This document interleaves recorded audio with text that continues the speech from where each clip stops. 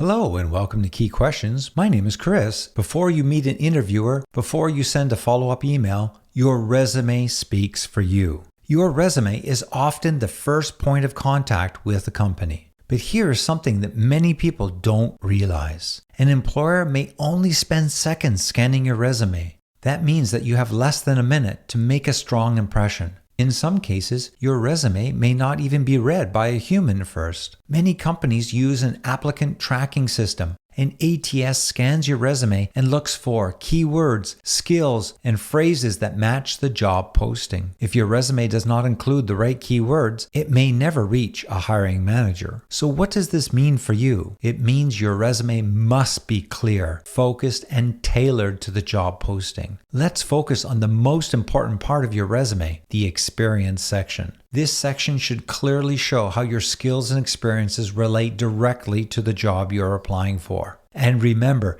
experience does not only mean full-time jobs. You can include part-time work, internships, volunteer work, leadership roles, and relevant academic projects. The key is to show how those experiences developed useful skills. Now let's talk about how to write a strong bullet point. First, use action verbs. Instead of saying responsible for customer service, say managed customer inquiries and resolved issues efficiently. Action verbs show initiative and impact. Second, include quantifiable results whenever possible. Numbers make your achievements clear and impressive. For example, increased event attendance by 20% through targeted social media promotion. Numbers help employers quickly understand your contribution. Now, to make your experience even stronger, use the XYZ Formula. The XYZ Formula works like this: accomplish X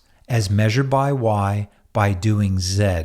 Let's take a look at an example. Instead of saying improve team efficiency, you could say increase team productivity by 15% by reorganizing task assignments and improving communication. Now your impact is clear. The XYZ Formula helps your experience become specific, measurable, and easy to understand.